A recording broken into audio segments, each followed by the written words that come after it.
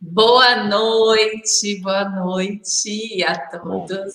Hoje a gente vem aqui nessa terça-feira, no nosso programa de toda terça, às 20 horas, que é o Vogan no Ar, que é um programa que a gente procura trazer convidados, pessoas que possam contribuir de alguma forma com os processos de ensino-aprendizagem, com a carreira profissional, com a forma como a gente pode aprender a aprender cada vez mais e melhor. Como a gente pode buscar formações e caminhos que nos levem aos nossos objetivos, que nos tragam sucesso profissional e felicidade, né, principalmente. E hoje eu trouxe um amigo, né, de avaliações lá do Ministério da Educação, lá do INEP, uma pessoa que fez já alguns trabalhos que a gente conseguiu juntos contribuir um pouquinho aí com a educação do nosso país, né? É uma pessoa muito, muito importante, especial aqui para o meio acadêmico, e é uma pessoa que pode trazer muitas ideias e aí também algumas reflexões importantes sobre o ensino à distância, que é essa proposta hoje, né? Nós, da Vogan, somos uma plataforma de orientação profissional e a nossa proposta é essa, né? Que as pessoas consigam aprender melhor online, à distância, utilizar melhor os recursos para que consiga, então, de fato, aprender, se desenvolver, né? E ter uma formação com mais qualidade, né? Então, a gente tem essa proposta aqui na plataforma e nós estamos sempre buscando soluções, buscando ideias e buscando trazer pessoas que mostrem esses caminhos, pessoas que tenham essa experiência, essa capacidade, né, essas competências para direcionar melhor as pessoas, para aprender melhor à distância, online, né, e que não é porque é à distância que está longe, né, a gente pode estar perto, mesmo aprendendo e ensinando à distância. Então, eu trouxe aqui o Fernando Dantas. Ele vai se apresentar aqui para a gente, falar um pouquinho dele, da experiência dele, e a gente vai trazer também algumas perguntas para ele, algumas perguntas que alguns estudantes já nos trouxeram, né? Algumas pessoas estão curiosas para saber, né, como que a gente pode aprender melhor à distância. E nesse cenário que nós estamos vivendo, né, pandemia, todo mundo teve que aprender, né, a participar aí das aulas online, né, a se adaptar mesmo a essa situação em que nós não podemos estar juntos presencialmente, mas podemos estar juntos virtualmente. Então, Fernando, boa noite. Primeiro, obrigada por ter aceitado o convite. Fala um pouquinho de você. Vera, quando você, olha só, qualquer convite que você me fizer, Vera, seja para virtual ou presencial, dentro das minhas possibilidades, você sabe que você é uma pessoa muito, tem um carinho muito grande por você, né? Fizemos um trabalho muito bonito ali no INEP, junto ao Ministério da Educação, né? Por esse Brasil, né? Foi maravilhoso. E esse ano eu estou retornando de novo ao INEP, né? 2 anos depois. Estamos só aguardando a definição para voltarmos para o ENAD, se não me engano, 2021 já. Tá? Então, é uma grata satisfação. Eu gosto de contribuir realmente para a educação no Brasil. Já estou na educação há um certo tempo, vou dizer assim, não são por conta dos meus cabelos brancos, que eu já assumi já de cara, mas educação para mim é algo que me encanta. Tudo que eu faço, seja na minha empresa, seja na minha vida, eu sempre tenho como viés a educação, tá? Independente de que forma ela seja. E eu acho que hoje a gente vai bater um bom papo, né, sobre a educação à distância. Temos uma pauta bacana para conversar aí hoje. Sim. Temos. A gente tem que entender, principalmente, né, por que surgiu, né, como que essa proposta de aprender à distância, né, como que ela surgiu, Por qual motivo, né? Acho que a gente pode começar a nossa conversa por aí, né, Fernanda? Porque a gente viveu, felizmente, a gente viveu todas essas transformações. Nossa Sim. geração é muito privilegiada nesse sentido, porque a gente viveu tudo isso, né? E a gente sabe que mas é tão antiga a educação à distância, né? Sim, vou falar um pouco, nossa, as pessoas acham dos computadores, me fala aí o que você pode trazer. As pessoas acham que a educação à distância surgiu com o advento da internet, né, com a disponibilização de cursos online, via internet, mas não. A educação é um pouco mais antiga, a educação à distância é um pouco mais antiga. E no Brasil, principalmente, nós temos aqui um famoso instituto que começou isso, foi o precursor disso, da educação à distância no Brasil, que foi o Instituto Universal Brasileiro. O Instituto Universal Brasileiro vendia, veja só, vendia cursos à distância por catálogo. Então, a gente encontrava isso aonde? Não tinha internet. Como é que a gente descobria, tá? Que tinha um curso à distância? Nos Correios. A gente ia nos Correios, tinha lá um panfleto de cursos, né? De caligrafia, cursos de eletrônica básica, cursos de mecânica, enfim. E eram livretos. Eu cheguei a fazer um curso no Instituto Universal, dois cursos no Instituto Universal Brasileiro, um de eletrônica, porque eu sempre fui apaixonado por eletrônica, sempre gostei de mexer muito, mas eu não sabia como fazer. Eu falei assim, gente, onde que eu vou fazer esse curso na década de 70, né, 70 para 80 ali? E aí eu conversei com meus pais, falei assim, olha, tem esse curso aqui, meu pai foi, comprou esse curso para mim, de eletrônica.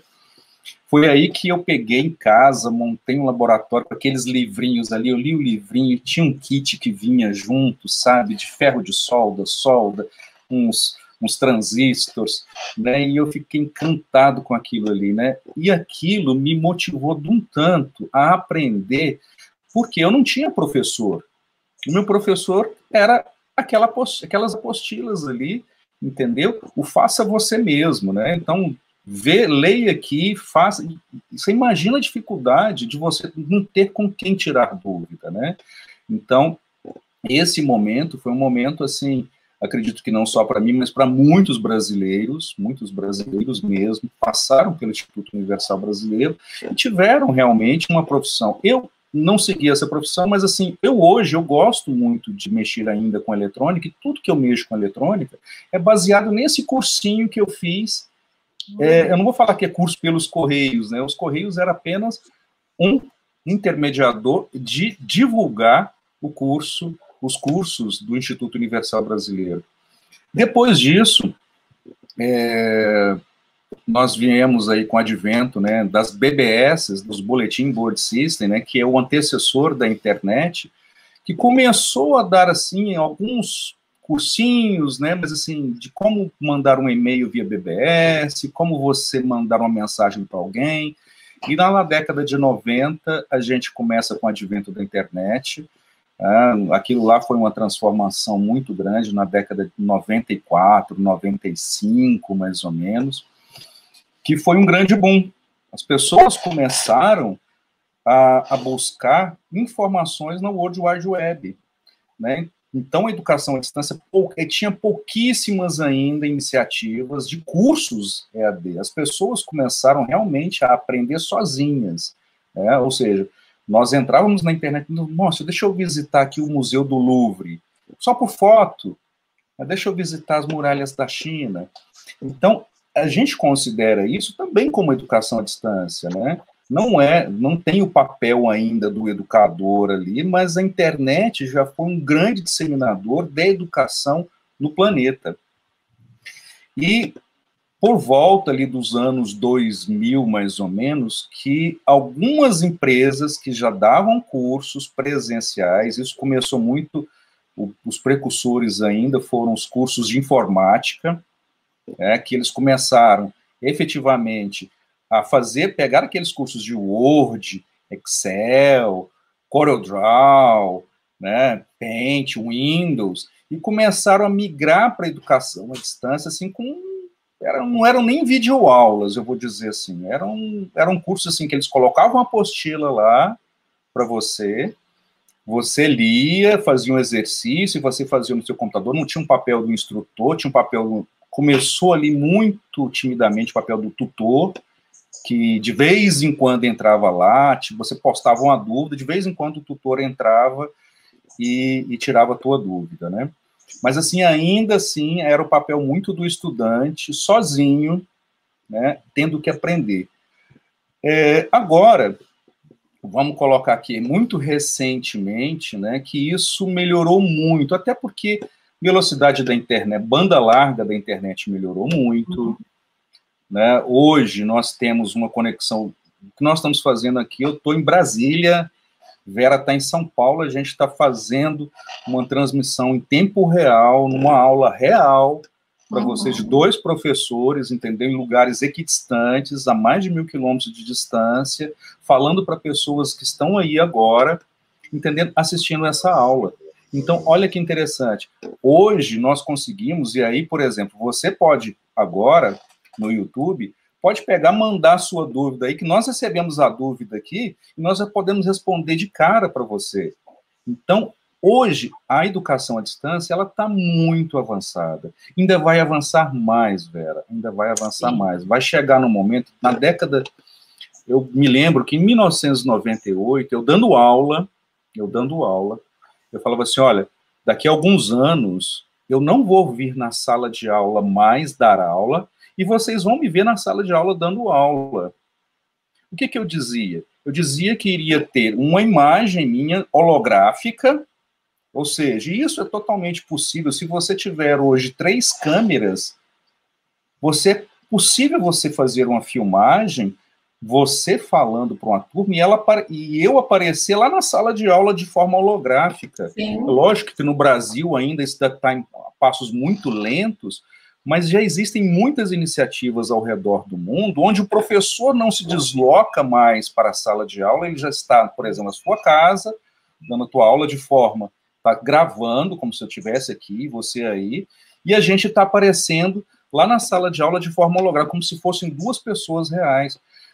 Tem uma iniciativa de um programa, se não me engano, é o Fantástico que está fazendo isso, de vez em quando aparece, por conta da pandemia, eles estão utilizando muito holografia hoje, por exemplo, apareceu um cantor cantando ali ao vivo, entendeu? Ele olha para algumas telas com câmera, ele está com fone de ouvido, com retorno, mas isso é uma evolução que vai chegar na educação.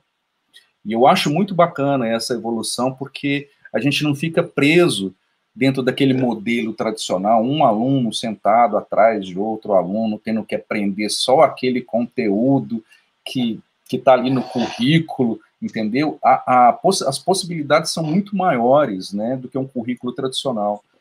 As edtechs estão chegando aí justamente para demonstrar essa diferença, né? A Volga, inclusive, é uma edtech. É uma edtech, exatamente. É uma edtech, né?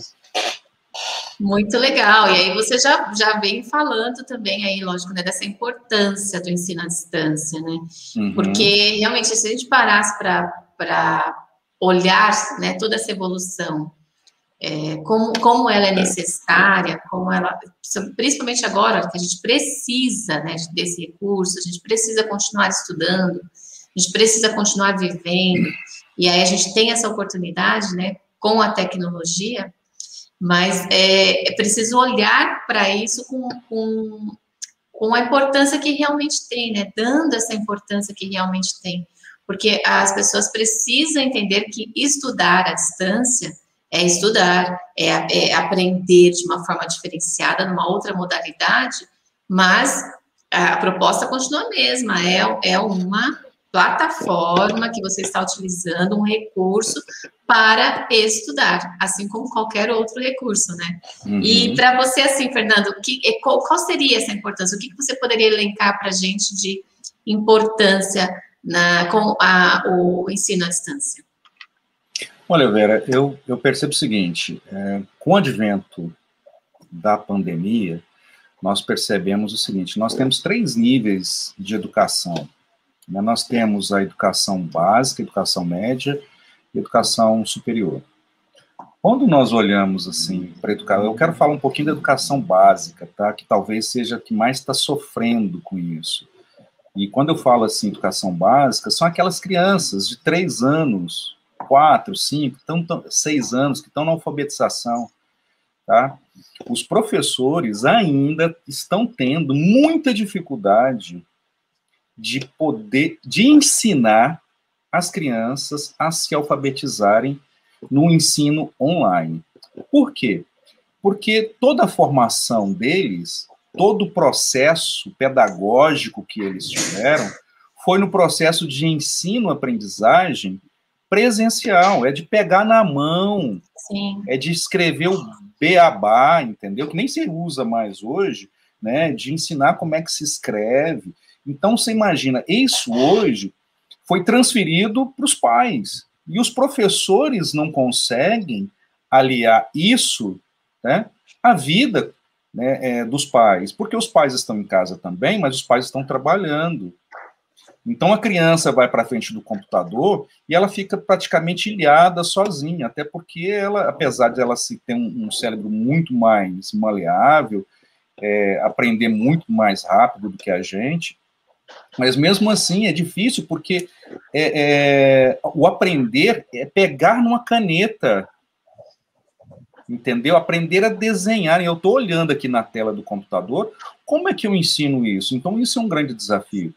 Já no ensino fundamental, quando a gente passa ali, né, anos mais adiante do ensino fundamental, o que eu percebo? Muitas crianças estão assim, a gente vê muita coisa, com Vera, eu tenho filha em casa, criança de 10 anos, então eu vejo assim, muita discussão dos pais ainda falando o seguinte, nossa, eu entro no quarto, a criança está lá assim, olhando para o teto, entendeu? O professor falando, olhando para o teto, câmera desligada, pé na mesa, às vezes pega o celular e está ali jogando durante o momento da aula. Por quê? Porque está com uma coisa chata.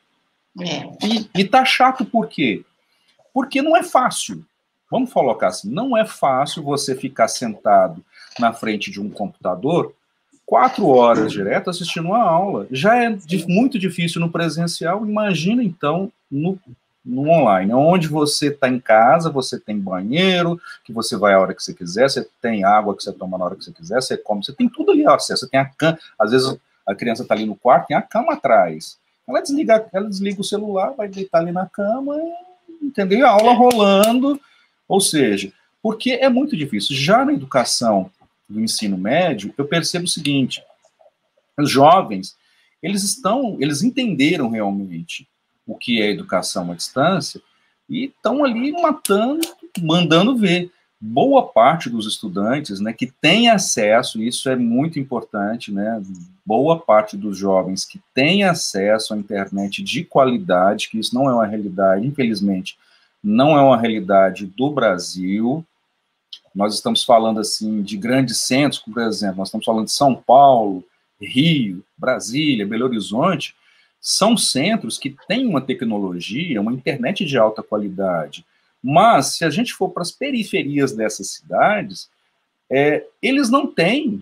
Muitas vezes o pai ou a mãe tem um celular ali que ele não tem os dados dele, assim, é muito pouco. Então, não tem dado, não tem pacote de dados para a criança poder assistir uma aula. Porque ele não vai ter computador. Infelizmente, ele não vai ter computador. Tá? Isso é uma realidade. Já no ensino superior, essa realidade ela já começa a se transformar um pouco mais, até porque a gente está falando assim de adultos, muitos já estão fazendo, né, no ensino superior, estágio, muitos já têm assim um pacote de dados maior, muitos já têm ali a possibilidade de ter um computador, mesmo que seja assim, um computador antigo, mas já tem acesso à internet, ele tem condições, de mobilidade, de se movimentar para algum lugar onde tem uma internet pública. Eu estou falando de grandes centros, não estou falando de cidades pequenas, mas, por exemplo, São Paulo tem internet gratuita em alguns lugares, Brasília, nós temos internet gratuita aqui no plano piloto, em pontos de ônibus, então, existem alguns lugares que tem internet e essas pessoas estão, né, lógico, que não são as preguiçosas, mas assim, estão se movimentando para ter esse acesso à internet. Alguns vizinhos, eu vejo iniciativas de vizinho que tem internet, está compartilhando a internet com outro vizinho. entendeu? Porque eu acho que nesse momento de pandemia a gente tem que fazer isso, tem que auxiliar as pessoas. Agora, respondendo a tua pergunta, é um grande desafio para os dois lados, né? Primeiro, porque o professor do ensino fundamental, né, educação básica, ensino fundamental, eles foram preparados para o presencial, e isso foi uma grande mudança para eles. Tem professores que, infelizmente, até hoje não conseguem dar conta do online, entendeu? E a gente está vendo muito isso no híbrido, né? Porque algumas escolas voltaram, o professor está lá dentro da sala de aula, dando aula presencial, com a câmera ligada, microfone ligado, dando aula para o online e para o presencial ao mesmo tempo. Então, isso está muito difícil, porque além dele estar dando conta do presencial, ele tem que estar dando conta do online também. Então, assim, dobrou a carga horária dos professores. Eles estão muito estressados, muitos estão muito estressados com isso. Já no ensino médio, né, isso já está, assim, de uma forma mais suave, e no ensino superior mais suave ainda, né, porque os professores já são mais preparados para dar aulas online, até porque a gente, no ensino superior, a gente é capacitado também para gravar videoaulas, né, a gente tem plataformas que a gente não pode, no própria disciplina presencial, a gente tem que colocar coisas online para o aluno. Então, o professor do ensino superior, ele está mais bem preparado, digamos assim, do que o aluno do ensino médio e do ensino fundamental. Exatamente, né? Nós passamos por tudo isso, né? Você falando e eu aqui lembrando de como foi receber essa mudança, né? Nas aulas sempre presenciais, e assim, uma grande dificuldade que eu sempre recebi de relatos de muitos professores, né? Que é justamente essa distância, né? De não poder estar ali vendo, percebendo a reação dos alunos, né? Percebendo ali que a gente tem uma conexão forte com os alunos no momento da aula. É tão importante, né? E essa conexão, muitas vezes, é no olhar do aluno, é no gesto que o aluno faz, você já percebe que há uma reação, que há uma interação, né? E aí, como que a gente lida com essa ausência dessa resposta não verbal? Porque a gente, muitas vezes, a gente dando aula online, às vezes você olha e fala, eu tô sozinha aqui, né? Cadê todo mundo? Tá todo mundo dormindo, com as câmeras desligadas, o que eles estão fazendo? Como é que a gente lida com isso, Fernando? Você tem alguma dica aqui tanto para quem está estudando, né, que é importante, como acompanhar tudo isso, e fazer o professor entender que ele está ali, que ele tem, e ter essa interação, como para os professores também. Vera, é um grande desafio, né? Primeiro porque quando nós, enquanto alunos, vamos colocar assim, nós somos professores, mas nós somos alunos também. Todos os professores, não pensem que nós, professores, não somos alunos, nós somos eternos alunos. Eternos alunos. Enquanto aluno, a gente é muito crítico. E essa fala da Vera, ela está olhando assim para os dois lados. Então, eu quero falar para vocês o seguinte: nós, professores do presencial, a gente sofre muito. Principalmente quando a gente grava uma videoaula, né, que você está sozinho, você está falando com a pessoa e você está olhando para o nada. Você está olhando para um negocinho redondinho ali e você não tem a reação se aquilo que você está falando está adequado, se aquilo que você está falando faz sentido, principalmente com aulas gravadas. Agora, quando a aula ela é online, isso reduz um pouco para o lado do professor, porque ele está vendo ali as câmeras ligadas, né, ele vai vendo ali as reações, então fica um pouco próximo. Agora, para o aluno, tem alunos que vão para a aula online, ele só entra, desliga a câmera, desliga o microfone, e não, às vezes está participando, às vezes nem está participando, às vezes está aqui ligado. Aqui eu estou na minha sala, por exemplo, eu poderia desligar minha câmera e meu microfone aqui, ligar o Jornal Nacional aqui, está aqui assim, escutando, um fone aqui escutando você, outro fone assistindo a televisão. Ou seja, existem muitas distrações dentro de casa, muita distração. Às vezes, dia desses eu gravei um vídeo, eu postei, se não me engano, no meu LinkedIn, falando da janela de oportunidade do silêncio. O que é a janela de oportunidade do silêncio? Eu já volto nesse desafio, Vera. A janela de oportunidade do silêncio é que nós, enquanto professores, nós sempre encontramos momentos de silêncio para a gente poder dar uma palestra. Você tem que discutir com a tua família, falar assim, olha, tal hora eu vou dar uma palestra, por favor, me ajuda, não faz barulho, né?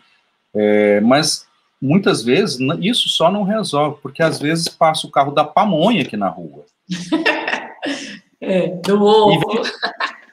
Vem o carro, 8 horas, olha só, antes da gente começar nosso bate-papo aqui, antes de eu entrar aqui, entendeu? O carro da pamonha passou aqui hoje mais cedo. Eu falei assim, oh meu Deus, graças a Deus o carro da pamonha passou mais cedo. Porque vem aquela musiquinha, entendeu? E aí, junto com o carro da pamonha, vem um cachorro latindo, porque ele não gosta da musiquinha do carro da pamonha. Enfim, é sempre assim, né? Tem horas que vem os motoboys com aquelas bicicletas que são mais barulhentas do que as motos. Enfim, e você pode estar com janela fechada, você pode tudo, que é uma distração para quem está dando aula. Sim. Entendeu? Para quem está gravando o vídeo perdido. É um vídeo perdido. É um vídeo perdido, porque você vai ter que regravar de novo. Imagina você gravar uma videoaula, que aí de repente aparece o carro da pamonha falando, aparece o cachorro latindo, porta batendo. Cara, você perdeu o vídeo. Então, para nós, professores, é um grande desafio, entendeu? Estar motivando o aluno no online, sejam com aulas gravadas, que o desafio é muito maior do que a aula online, a aula em tempo real. O que a gente está fazendo aqui agora com vocês? Está em tempo real. Então, nesse tempo real, eu estou vendo a Vera. Eu estou vendo as reações dela, então eu sei o que a gente pode falar, entendeu? Se eu falo alguma coisa, eu vejo que o olho dela fechou, e se ela ficou alegre, eu vou mais ou menos naquele sentido ali. Sim, é o que a gente faz dentro, e é o que a gente faz dentro de sala de aula, né, Vera? Agora, para o aluno, isso é muito complicado, porque para nós, professores, nós temos a responsabilidade de tentar deixar essas distrações de lado. Entendeu? A gente fica muito preocupado com as distrações, né? Seja televisão, carro que está passando na rua, motoboy, entendeu? O carro da pamonha, enfim, cachorro latindo. A gente é muito preocupado com isso para manter uma qualidade para o aluno. Agora, o aluno não tá, muitos deles não estão preocupados com isso. Olha, o cachorro latiu na rua, tá vendo? Passou um cachorro na rua aqui agora. Se eu estivesse gravando a videoaula agora, entendeu? Ia ser péssimo. Entendeu? Olha lá, passou um monte de cachorro latindo na rua agora. Entendeu? Ou seja, isso, olha só, que legal, tá vendo? Não foi nada ensaiado, tá? A minha tá quietinha aqui, não tá. Mas faz parte, né? Sim, faz parte. Agora, o aluno, Vera, eu digo para você, o desafio do aluno é muito maior. Porque a aula, para quem estuda à noite, por exemplo, é a hora da janta, é a hora da novela, é a hora do Jornal Nacional, às vezes em casa tem só uma televisão, né, e o computador está na sala, entendeu? Ele precisa de estudar e não dá conta.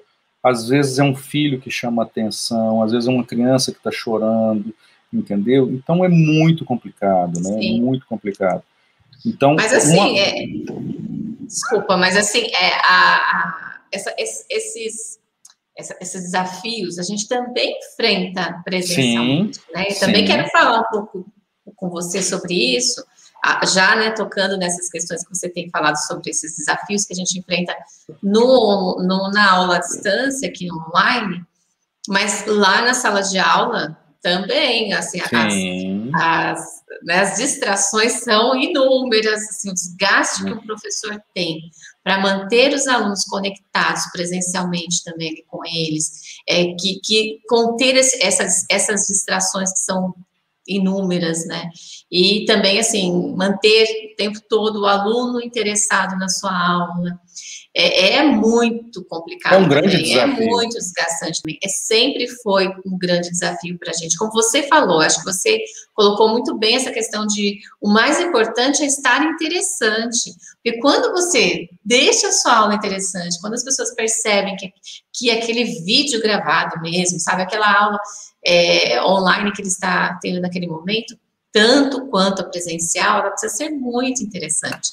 Porque o que mantém essa conexão é o interesse do aluno naquela aula. Sim. Né? Então, esse sempre foi o nosso grande desafio. Vera, eu vou te falar uma coisa. Quando eu fiz faculdade, eu percebi assim, não tinha internet, a gente não tinha smartphone, né? Mas, assim, existiam algumas aulas que eu tinha colegas de turma que levavam revistinhas da Avon, da Natura, entendeu? Iam para a sala de aula com isso. O professor estava lá na frente dando aula de estatística e as colegas estavam lá vendo revista, vendo Avon, comercializando, empreendendo, né? Enfim, a distração era outra. Né? Agora não, a distração hoje é o celular. Né? Que é tão importante, né? Na sala de aula é importante para a aula, para a própria aula, porque você tem ali toda a pesquisa na sua mão ali, com fontes, né? Só que os professores não sabem utilizar metodologias ativas ainda, muitos professores não sabem utilizar metodologias ativas, para aproveitar isso que o aluno tem, tá? Não é o tema da nossa conversa, mas eu quero falar um pouquinho de metodologias ativas, que é super importante, entendeu? O professor precisa de entender que essas metodologias ativas, seja na sala de aula, no presencial, seja no online, ele pode utilizar, se beneficiar dessas metodologias ativas para utilizar uma melhor interação com o aluno, dentro de sala de aula, no presencial, quanto no online. Por exemplo, tem uma ferramenta que os alunos adoram, que é o Kahoot. Os alunos adoram o Kahoot. Por quê? Porque é gamificado. É gamificado. Entendeu? Então, o aluno ele vai entrar para a sala de aula, ele vai saber que se ele não prestar atenção, no final da aula ali, o professor vai jogar um Kahoot ali e vai mostrar a pontuação, e ele não vai querer perder, é competição. Mas é competição de aprendizagem. Entendeu? Eu nos últimos, eu acho que talvez nos últimos 3 anos, eu aboli a prova decoreba das minhas salas. Tá? Eu aboli, não quero mais prova decoreba. Entendeu? Eu colocava os alunos sentados, eu pegava, construía provas que os alunos tinham que sentar em grupos e eles, em conjunto, construíam o conhecimento nas respostas das provas. Entendeu? E eu avaliava, falava assim, olha, se você pode até discordar da questão do seu colega, mas se você discordar, você tem que colocar o porquê que você está discordando ali, da resposta do grupo. Isso gerou um ganho de aprendizagem muito alto, porque eu estava utilizando um método ativo. Exato. Né? Exato. Envolvendo o aluno no processo de ensino-aprendizagem, colocando o aluno ali no centro. Isso que é tão importante, né? Que a gente fala muito vamos trazer aqui Paulo Freire, né?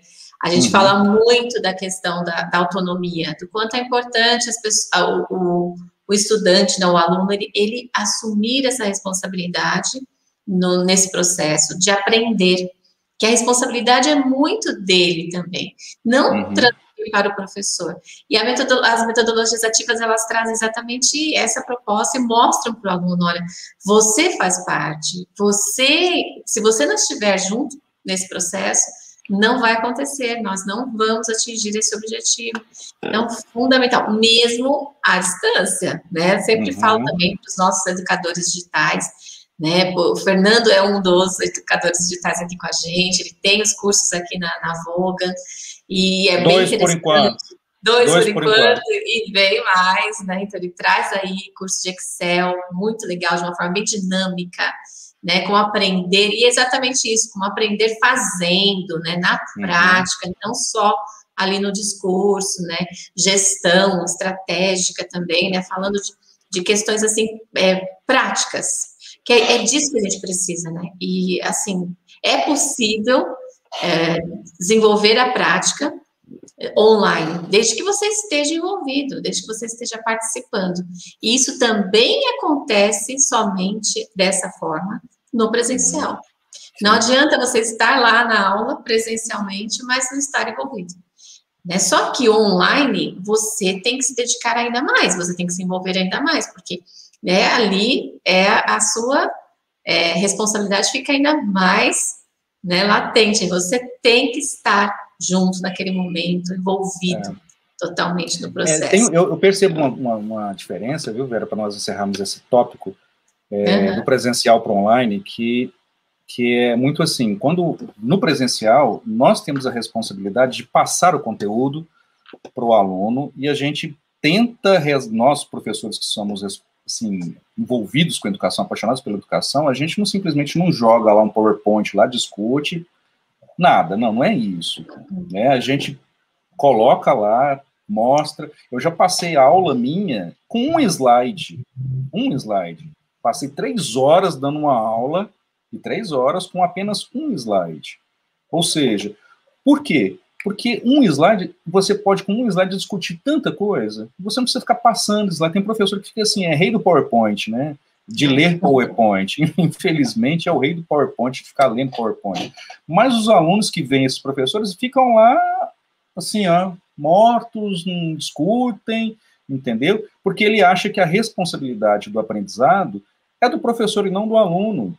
Sim. Agora, no ensino online, a responsabilidade continua sendo do professor, mas o grande desafio é o aluno em tentar interagir com o professor e buscar as informações de que tanto ele necessita para construir o conhecimento dele. Uhum. Não existe aquela fórmula mágica que muitos querem, né? Professor, transfere aí o conhecimento para mim e é assim que tem que acontecer. Às vezes, eu sempre tive essa impressão de que muitos alunos têm essa ideia de aula, né? E eu sempre trouxe também os alunos para a participação. Sempre acreditei muito nisso. Como você falou das provas, né? Eu tive, em vários momentos, eu pedia para os alunos elaborarem as provas. E eles ficavam, como assim que tem que fazer a prova é você? É uma metodologia ativa, né? É super ativa. Então, no que eles estão tentando... Aí eles viam como é difícil fazer uma prova, né? Criar questões. Porque para criar questão, você tem que saber. Você tem que conhecer, você tem que saber a resposta. Me lembrei do INEP agora. Nossa, lembra? Como a gente fazia, né? Aquelas questões do ENAD e tal. Então, assim, é muito essa proposta, né? Que as pessoas, elas estejam envolvidas de tal forma que elas se sintam ensinando, né? E como a gente aprende muito mais quando a gente ensina, né, Fernando? Nossa, muito mais. Muito mais. E aí, assim, a gente tem a questão dos recursos que nós precisamos, como você falou, né? As dificuldades, a gente vive num país com uma desigualdade digital, né? E todas as outras desigualdades. Então, assim, a gente precisa pensar na questão das instituições. Então, como uma instituição que vai trabalhar com ensino à distância, que hoje não tem mais escolha, né? Nós vamos, sim, trabalhar com educação à distância e sempre vai ser assim, cada vez mais. Mas a gente tem que trazer também soluções, é um caminho sem volta. E muito interessante, porque a gente tem aí várias vantagens, né? Depois a gente vai falar um pouquinho dessas vantagens, mas o que você consegue trazer, assim, do lado das instituições? O que uma instituição precisa oferecer para que os alunos tenham um ensino de qualidade no EAD? Vamos lá. Vamos falar dos dois lados da moeda, tá? Vamos falar da educação das instituições públicas, vou falar das instituições privadas. Certo. Primeiro, vamos falar do que mais dói, que são as instituições públicas. Infelizmente, no Brasil ainda, tá? As instituições públicas ainda carecem de muito investimento em tecnologia. Eu sei daqui no Distrito Federal que nós temos, olha só, eu estou falando da capital federal, gente. Aqui na capital federal nós temos algumas escolas públicas que quem paga a internet é um grupo de professores, porque a escola não tem internet. Então, infelizmente, ainda é um descaso muito grande com as escolas públicas no país. Agora, as escolas privadas, elas já têm recursos, né? Todas as escolas privadas têm recursos financeiros para ter uma tecnologia, uma infraestrutura adequada para a educação à distância. O que é necessário? Vamos falar assim, o que é necessário dessa infraestrutura? Essa infraestrutura é necessário, primeiro, né, uma internet de boa qualidade e um computador com uma câmera, não precisa ser uma câmera de alta tecnologia, de alta resolução, como essa que eu estou usando aqui, uma câmera HD, Full HD, entendeu? Não precisa. Tá? Pode ser uma câmerazinha pequenininha, 640 pixels, entendeu? Importante, o que é mais importante, tá? É um computador, uma internet de qualidade e softwares adequados e plataformas adequadas para essa transmissão de dados. Eu percebo que uma que está muito difundida hoje no Brasil é o Google Classroom. Tá? Inclusive para as escolas públicas, a Google disponibilizou de forma gratuita, ou alguns casos até com desconto substancial. Isso não foi só a Google, tá? As pessoas acham que é só Google, mas não é só Google. A Microsoft fez isso também. Disponibilizou uma plataforma para que os alunos, para que as escolas, né, pudessem transmitir os seus conteúdos via internet, ter um repositório de arquivos na nuvem, para que os seus alunos pudessem acessar pelo celular, entendeu? Em casa. Lógico que a gente está falando desse país desigual, as escolas públicas já têm dificuldade, os alunos que estudam nas escolas públicas, a sua maioria tem mais dificuldade ainda. Agora, nas escolas privadas, isso nós vemos, assim, eu já vi de várias formas, viu, Vera? Eu já vi, assim, desde de escolas que estão utilizando o Google de uma forma muito adequada, como escolas que implementaram o Google, mas, assim, não conseguem ainda utilizar Google. Já vi escolas que implementaram a Microsoft Teams, tá? Outras escolas investiram mais, implantaram o SharePoint, tá? Que é uma plataforma muito grande da Microsoft, assim, tem uma possibilidade muito maior. Na realidade, ela constrói um site de educação à distância, então é muito bacana, SharePoint. E nós temos algumas escolas e universidades também que utilizam... tem mais uma que eu vou falar daqui a pouco. Que utilizam... Nossa, meu Deus do céu, como é que é o nome? Utilizam Moodle, tá? Para transmitir as suas aulas, gravar suas aulas e tal. É lógico que o Moodle, ele não faz transmissão, mas aí eles colocam alguns links ali, entendeu? E tem mais o Blackboard. Que é uma plataforma norte-americana de educação. Ela tem, no Brasil, inclusive, eu tive a oportunidade de trabalhar na instituição que fez a tradução do Blackboard para o português. E conheço muito Blackboard. Agora, o Blackboard, ela é muito restrita, entendeu? É só aquele ambiente. Então, por exemplo, coisa que o Google já não. O Google, você tem inúmeras possibilidades. Você pode abrir um quadro ali, na hora, estou dando uma aula ali, posso abrir um quadro na hora, um Jamboard ali, fazer um desenho, fazer uma fórmula, entendeu? O Google Classroom é uma plataforma demais, assim, se bem utilizada. Agora, nada adianta a tecnologia se eu não tiver professores treinados.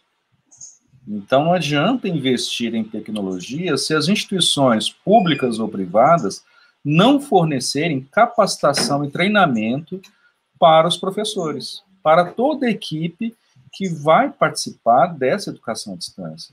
Não adianta eu investir milhares de reais em qualquer plataforma que seja Google, Microsoft, Blackboard, se eu não treinar e não capacitar os professores. Não adianta jogar, o que aconteceu muito, né? Nessa pandemia, eles implementaram ali, aí, de repente, os professores foram jogados para a sala de aula, como se fosse, se vira, né? Se vira que agora o negócio é seu. Entendeu? E, infelizmente, é desse jeito. Então, infraestrutura, tá? Vamos colocar computadores de boa qualidade, com câmera de boa qualidade e uma internet de boa qualidade, uma banda larga de boa qualidade para que isso funcione, né? Que a plataforma, você pode escolher qualquer plataforma. Sim, você falou tudo, né? Porque a gente volta lá no início dessa conversa de hoje aqui, que a gente fala que existiam outras formas de ensino à distância, sem a tecnologia, mas nas duas pontas, né? Tanto quem estava ensinando quanto quem estava aprendendo são seres humanos, né? Pessoas que precisam estar preparadas para aquela modalidade de ensino, né? Você falou super, assim, super importante que você trouxe aqui nessa questão de lembrar que, de um lado, tem um professor que precisa ser preparado, precisa estar, né, preparado para essa modalidade, e os alunos que também precisam desse preparo. Porque também não é simplesmente você falar, olha, vamos estudar à distância e não dar esse suporte, e não dar essa orientação. É nisso que a gente acredita, viu, Fernando? Aqui, você sabe muito bem disso. Aqui na Vogan, a gente acredita essa é a única possibilidade que a gente realmente acredita, que as pessoas estejam preparadas, né? Não adianta, como você falou, a gente pode ter a melhor ferramenta, mas sem orientação, sem cuidado, sem atenção, não vale nada. Não vai acontecer, vai ser uma pessoa jogada ali numa plataforma. Não vai Como muitos alunos do EAD me falam muitas vezes, né? Eu me sinto sozinho, né? Até, o pessoal até canta, né, a música ali do Caetano, falando que por que você me deixa tão solto? Por que você não cola em mim? Estou me sentindo sozinho, né? Então, é muito isso. Eles são, muitos têm esse sentimento. E aí a gente tem que aproximar, né? Estar mais próximos, conectados, por essa proposta de que não vamos estudar juntos, mesmo que longe. Olha, né? Vera, Então, eu vou te falar uma coisa assim que muitos professores não concordam com o que eu vou falar agora, tá? Mas eu acho que os professores que concordam têm se dado super bem, tá? Você não pode ficar preso, você, professor, tá? E você, aluno que está escutando isso agora, você não pode ficar preso somente à plataforma do ensino. Você precisa, entendeu? Interagir com o seu aluno de várias formas. Uma das formas muito bacanas são as redes sociais, o Instagram. Tá? Faça live para os seus alunos, faça postagens para os seus alunos, entendeu? Interaja, grave um story para os seus alunos. Tá? Eu faço isso direto no meu Instagram. Por quê? Porque todas as vezes quando eu estou fazendo isso, eu estou, de uma certa forma, no meu Instagram, eu tenho inúmeros ex-alunos que até hoje me seguem. Por quê? Porque eu estou sempre ali colocando conteúdo de qualidade, entendeu? E não é porque ele foi meu aluno lá atrás que eu não vou deixar de colocar conteúdos novos, entendeu? Interagir com ele. E muitos ex-alunos interagem comigo. É interessante, eu tenho um aluno que hoje ele se chama assim, empreendedor regenerativo, entendeu? E ele está muito assim focado nesse negócio de tocar esse negócio de empreendedorismo regenerativo, e muitas vezes ele posta algumas coisas ali, e eu fico assim, pô, que legal, Daniel, que bacana que você colocou ali, entendeu? E aí foi assim, pô, professor, vindo de você, muito bacana. Ou seja, tá vendo o quê? Uma interação, e essa interação é a construção do conhecimento contínuo. É isso que eu quero dizer, construção do conhecimento contínuo. Você não pode ficar preso somente em vou lá, crio meu conteúdo, vamos colocar assim, crio meu conteúdo, jogo meu conteúdo e tchau, um abraço. Não, não pode ser assim. Você tem que deixar um conteúdo sempre vivo. Sempre vivo. Então, acho que isso é super importante, Vera. Sim, e a interação, que é fundamental, né? No processo de ensino-aprendizagem, sempre.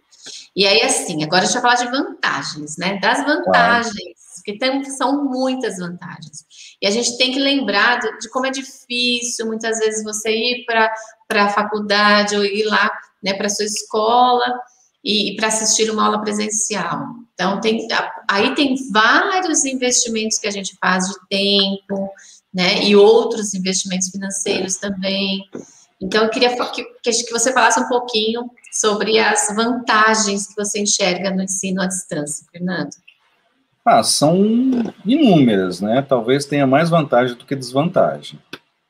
Muito mais vantagem do que desvantagem. As desvantagens eu já falei aqui, mas agora vamos falar das vantagens, né? As vantagens é porque, primeiro, né, é mais barato.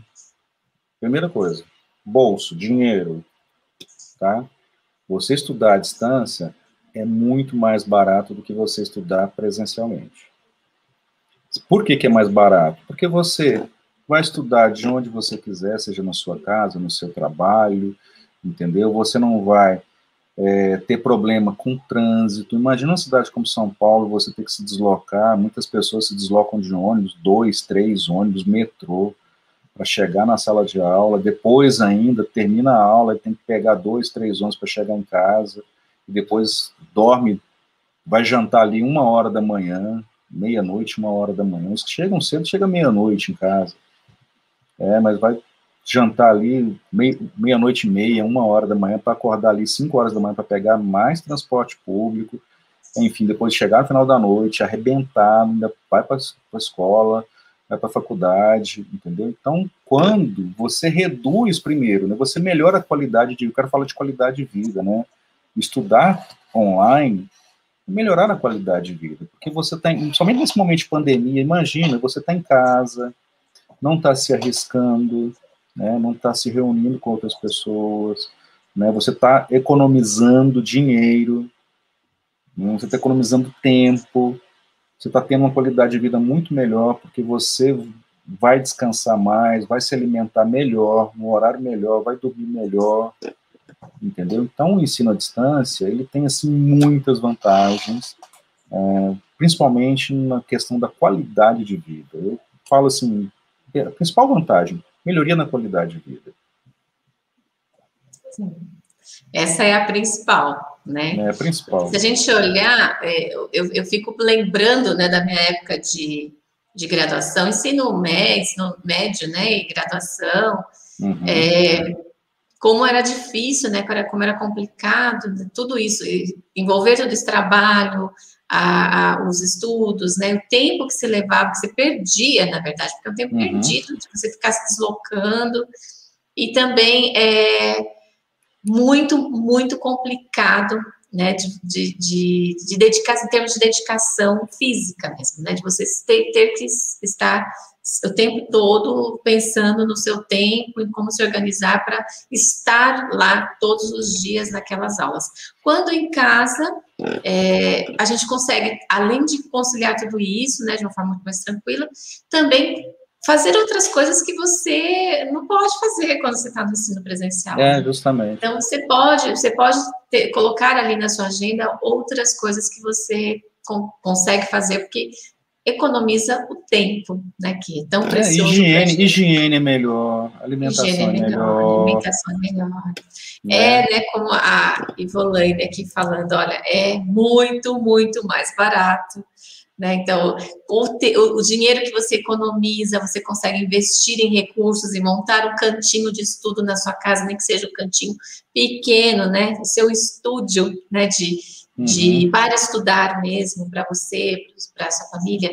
As mulheres que têm filhos, né? Que conseguem também estudar e estar próximas ali dos seus filhos, acompanhar o que muitas alunas também sempre reclamavam e me falavam, olha, professora, eu queria continuar, mas não consigo, porque eu tenho os filhos. Então, tem uma série de vantagens, gente. Eu sei que a gente já passou, né, já quebrou esse tabu, e agora, principalmente nesse momento, que a gente teve que aprender a estudar à distância, né?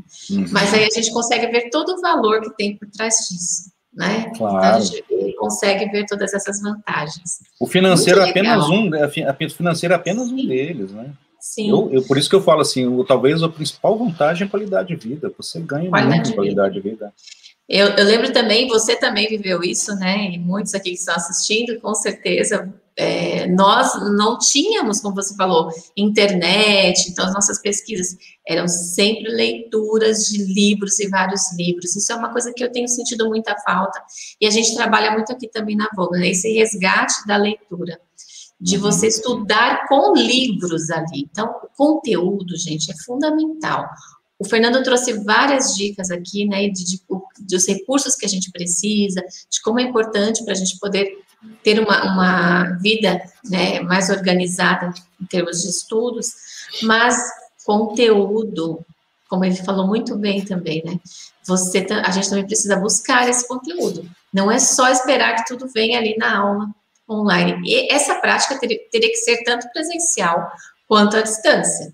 Claro. Mas a gente tem que procurar. Então, sempre buscar as referências bibliográficas, buscar os livros e fazer leitura e fazer resumos. A gente aprende muito com isso. Então, buscar e as pessoas, viu, Vera? Deixa eu te falar uma coisa sobre livros que é muito interessante. Talvez as pessoas que estão assistindo aqui não saibam, tá? Mas tem muitos livros, tá, de autores que você pode adquiri-los de forma gratuita pela internet. Eu não estou falando copiar, quem tem um livro lá copiar, não é nada pirata, não, tá dentro da própria Amazon. Dentro da própria Amazon, eu tenho inúmeros livros que eu já baixei da Amazon de forma gratuita. Entendeu? Sim, que eu vou acumulando aqui, e falei assim, cara, mas não é da minha matéria, esse aqui, falei assim, não é um livro que o professor está indicando, mas o conteúdo é aquele. Entendeu? Se você tem um livro, você tem 2 livros ali, um que vai te custar ali 30 e poucos reais, um que está ali baratinho, ou é gratuito, mas assim, o conteúdo é o mesmo, independente de autor, busque aquele outro livro. Importante. Né? Busque aquele outro livro. Acho que é super importante isso. Com certeza.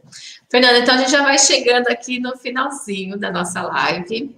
Que vontade de trazer da Uana. Com certeza. Trazer o pessoal para cá. Vamos marcar uma live que a gente traga a nossa comissão, né, lá, para a gente conversar sobre tantos aspectos importantes da educação que precisam vir aqui à tona, a gente precisa trazer e abrir um pouco aí né, essa caixa e mostrar que existem várias possibilidades de ensinar e de aprender. Nós temos que nos adaptar, nós temos que nos envolver nesse processo, isso é o mais importante, né? E estar aberto às inovações que vem por aí, né, Fernando? Que vem muito mais. Claro. Obrigada, viu, pela sua participação. Gente, sigam lá o Fernando nas redes sociais. O Fernando, ele tem muitos seguidores. Ele é uma pessoa que realmente, como ele falou, ele sempre está contribuindo muito, trazendo conteúdos, contribuindo com as pessoas. E isso é tão importante também no nosso meio, né? Isso nos dá motivos para continuar, né, Fernando? Quando a gente continua transmitindo conhecimento para as pessoas. Obrigada de coração. Vocês que quiserem me seguir lá no meu perfil, no Instagram, é Fer S. Dantas. Pode colocar no comentário aí, Vera? @Fer S. Dantas. Aí vocês vão perceber lá que o meu conteúdo lá, eu não coloco nada pessoal, é sempre coisas voltadas para o desenvolvimento pessoal das pessoas. Tá? A única coisa que eu coloquei pessoal lá, mas assim, tem a ver com ciência, foi o dia que eu tomei vacina, viu, Vera? Sou um privilegiado, fui um privilegiado. Muita graças emoção, à ciência. Né? Graças à ciência. Emoção. Graças à ciência fui vacinado. Muito legal. Obrigada, Fernando. Com certeza a gente vai aí continuar juntos nessa caminhada, né? Porque temos essa missão com a educação. Obrigada de coração, viu? E até a próxima. Forte abraço para vocês, tá, gente? Tchau, tchau.